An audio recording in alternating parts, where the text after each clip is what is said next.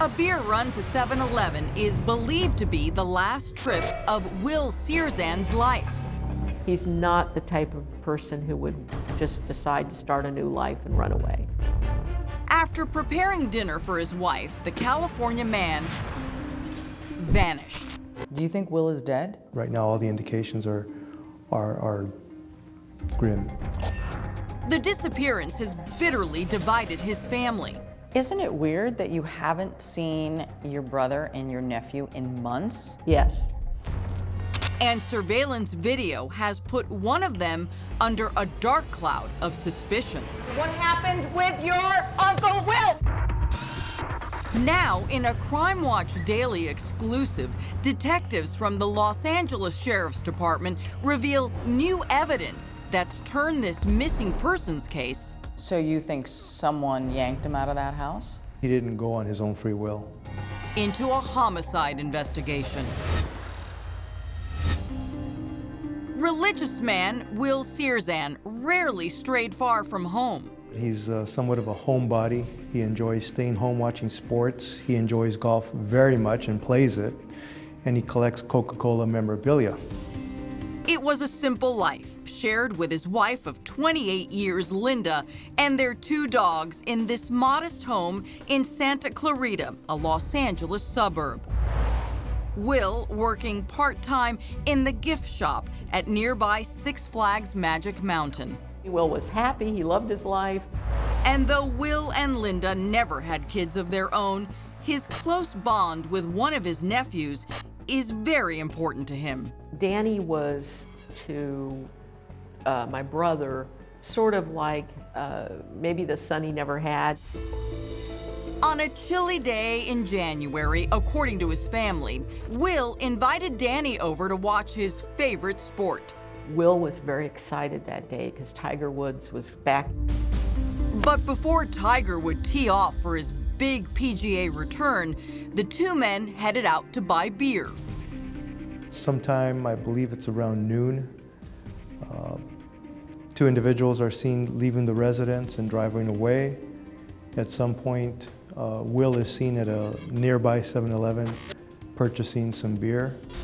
Detectives say video from a neighbor's security camera shows the 2 men returning to Will's home. Do you ever see Will leave the house again? We do not. So you don't know how he got out of the house? Correct.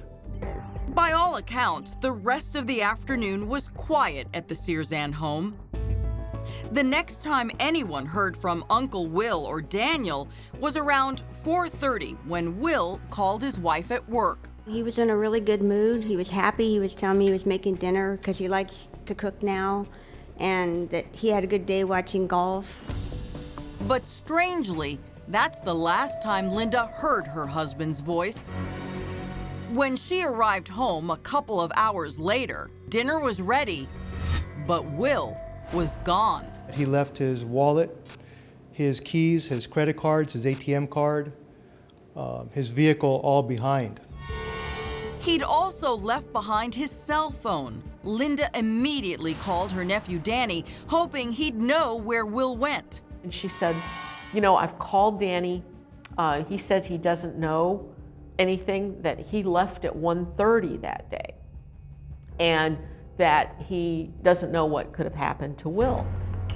But later that night, the worried wife filed a missing persons report. The next day, when Will still hadn't come home, she did a little detective work of her own and made a startling discovery. The next day, Linda learns of a surveillance video from across the street. And based off of what she sees on video, she believes it conflicts with a previous statement from the nephew. Everything changed for me at that moment. According to Linda, Danny said he left her house around 1:30 in the afternoon. But at 5 o'clock, grainy surveillance video from across the street shows a vehicle that appears similar to Danny's SUV backing into the driveway. At that point, only the front grille of the vehicle, the front portion of the vehicle is seen, but about 5 minutes later, the vehicle departs away from the residence.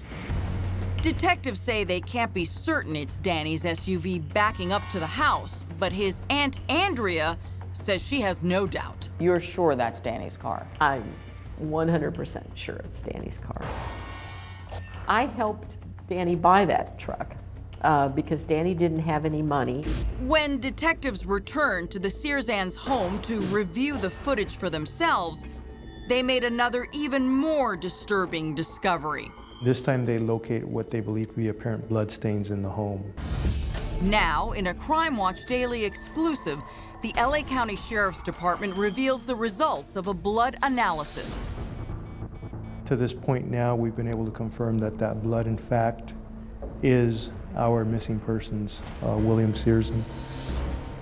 And inside his home is not the only place where the missing man's blood has turned up. Now you're saying that you have found Will's blood somewhere outside of the house. Yes. Can you tell us where? No, we have to hold back some stuff. What does that indicate to you?